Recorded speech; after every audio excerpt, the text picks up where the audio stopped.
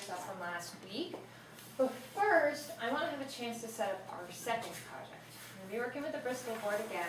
And I'm really excited about this one because it's a color study where you're going to choose 2 primary colors. And whatever colors you can make from those 2 primary colors, you can use. So we're going to make something that looks somewhat similar to this. Whoa. So this is a grid. It's a 5 by 5 grid. How many squares do I have if it's 5 by 5? 5. 25. Very good. So we're going to set up, you're just going to draw it out with pencil today, and you're going to set it up so that you're ready to paint, so that we can all start at the same time, or whenever you're done with your project, you can start on this. Now, take a good look at it. How do the lines look? Straight. How do the lines look? Painted lines. Are they crisp, Yes. clean, clear? Are you saying to yourselves, perhaps, how did you do that? Yes. How did you get it so crisp, So awesome. so clear? What do you think, Julia? Tape, painter's tape. Yes! Because yes, you can use painter's tape. In fact, really exciting. So I got painter's tape, one for each table. Really exciting. There is a artist right here in Cleveland. His name is Julian Stanzak, and he invented a tape cutting machine. It's the only one in the whole world. It's a patented tape cutting where you can take a roll of tape and cut it any thinness or thickness he can, so that he can make whatever size lines or thickness. And we'll talk even more about this later on, but some of it is examples of his artwork is right in this book. And it was from him that I learned. He grew up here in Cleveland. He's still alive, and he's still selling his art for thousands of dollars, making a really good living off painting beautiful lines, taping it down, and painting more lines on top of it, and making designs from that. It's not cheating to use tape. It's helpful. It's a tool. So you guys will get to use painter's tape with this. We'll talk a little bit more about mixing colors and everything to get the colors from primary colors. So for now, I'm going to pass out the Bristol. So when I say we're going to use primary colors and whatever 2 primary colors, so let's really quickly review. What are our primary colors? Someone raise your hand. Lydia, what are our primary colors? Red, blue, yellow. Red, blue, and yellow. Thank you. And thank you, Julia, for bringing your paper. What are our secondary colors? Julia? Purple, orange, and green. Purple, orange, and green. And then we have our tertiary colors. What are our tertiary colors? Who wants to raise their hand and tell me? Julia? Like yellow, orange. Yellow, orange. What else? Red, orange. Red, orange. Uh, Blue, green. Red, violet. Red, violet. Red, blue. Red. And green. Red and blue are what? And then it looks under blue, green, green, blue. Right there. Blue, violet.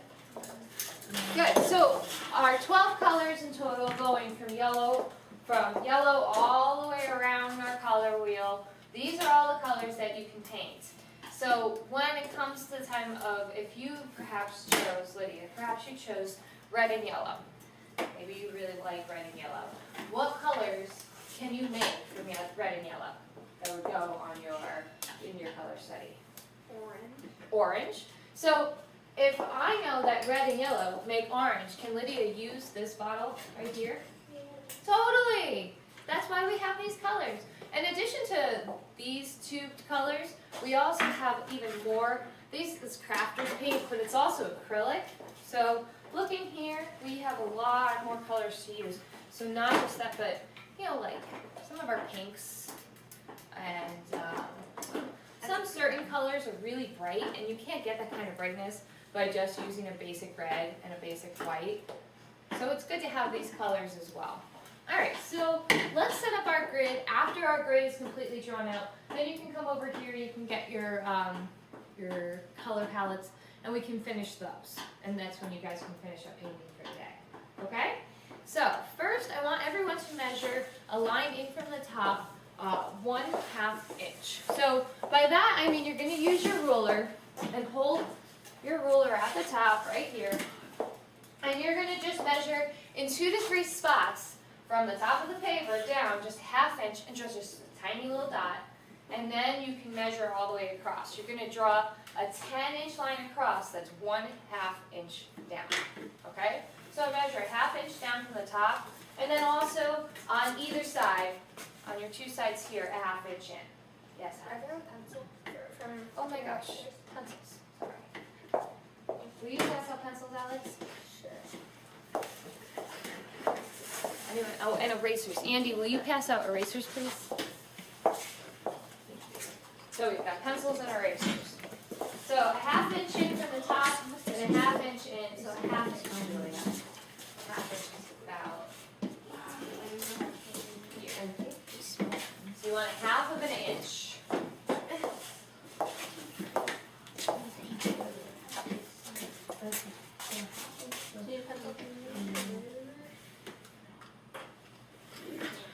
Wonderful, thank you. So everyone find the 1/2 inch on your ruler and measure in 3 different places across the top, measuring a 1/2 an inch. And they say measure it more than once because you don't want to end up with one of those really crooked lines.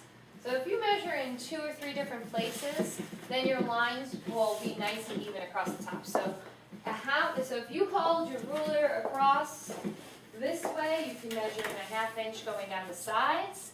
And if you hold your ruler this way, up and down, you can measure across the top. You had a question, Rachel? So we do this one and then we want them this. So I want you to measure a 1/2 inch here, here, and here first, and draw a little dot. So you see how Andrew measured his a 1/2 inch in and then drew his So line? I want them at different places. Yes, and so now Andrew, you can do the same thing, but on this side and on this side, measuring in a 1/2 inch. Doesn't matter how far away it is. A 1/2 an inch. But then that'd be like. So you can hold your ruler this way. So right now you've got a 1/2 an inch. Now move your ruler here, and then But how's that? find the 1/2 inch. Like the distance from this dot to that dot. That's okay, that doesn't matter. Oh. I thought that mattered. And now the same thing. How? It's 10 inches down, right? Yes, so your whole square is gonna be 10 by 10 inches. This paper is 11 by 14 inches. So if you measure a 1/2 inch in on either side of the top 3 sides, then you will be a nice centered square. And so now, Rachel, you can hold your ruler across the top and you can draw a line. All 4 sides? And then if you measure your bottom, you're gonna measure 10.5 inches down. So from the top of your paper, you can measure, because these rulers are all 12 inches, so you can measure down 10.5 inches. So if you see mine, Oh, I did that. oh no, you're fine, you've got a 1/2 inch here, because you have to be a 1/2 inch in on this side. Oh. And so you see how my squares measures all the way down 10.5 inches, because it's 10 inches across. Okay. Yeah. So you're fine with that, just measuring a 1/2 inch from the top and the bottom.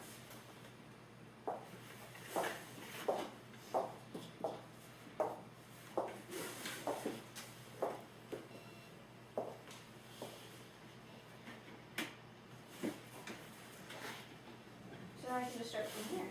And do the same thing. Do it on this side now, measuring a 1/2 inch. A 1/2 inch, not the 10. Like this? You're gonna hold it this way, Oh. find a 1/2 inch, Oh. and then move this down, and move it again, and find a 1/2 inch. And the last one, and then I can just draw the line.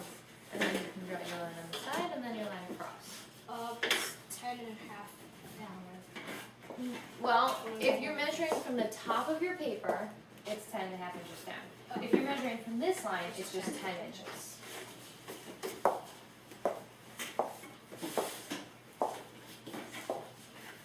And again, painting is all about preparation. This setup, everything that you're doing to prepare for your canvas or your page, for your surface to be prepared, is everything that you need to do so that you can just go ahead, mix your colors, and go right into painting. When we have good planning, we have good paintings. Should we start?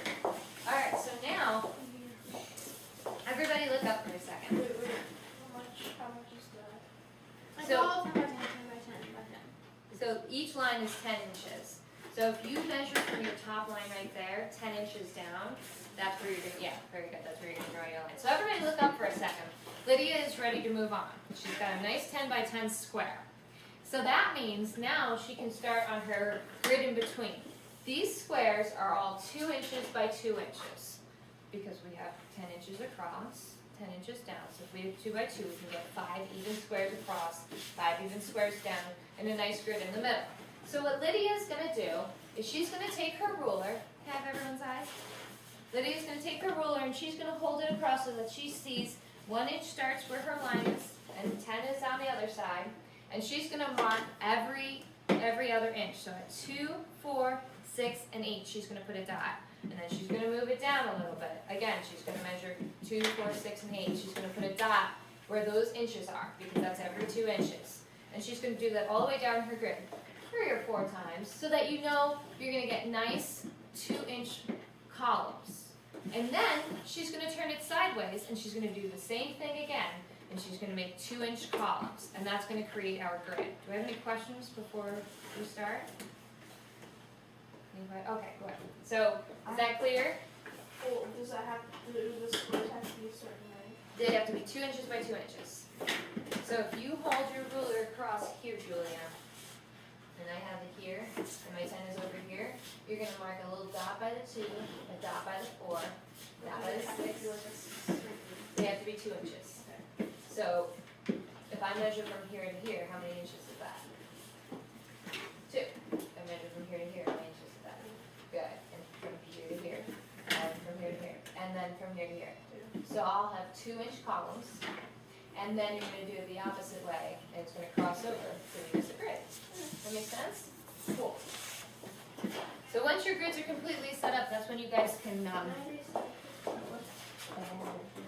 you can flip the paper over.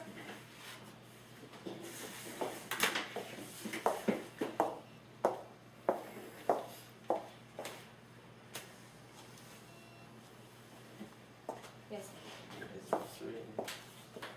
So what you want to do is you want to see, it stops here at 10 inches. So make a mark right there. Good. Now bring your ruler so that it's kind of in the center. And you're going to make a mark at 10 inches. Good. And then bring your ruler over here. And make a mark at 10 inches. And now you're going to draw a line across the bottom.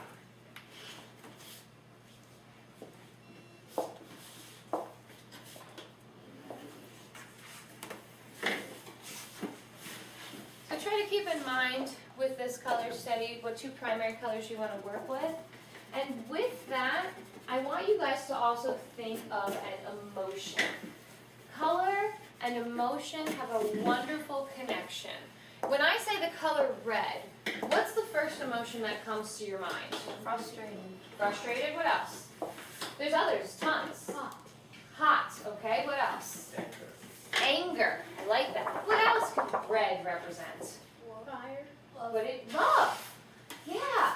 So, Alex, if I wanted you to convey love, would you just use the color red? What other color would you want to use? Purple. White.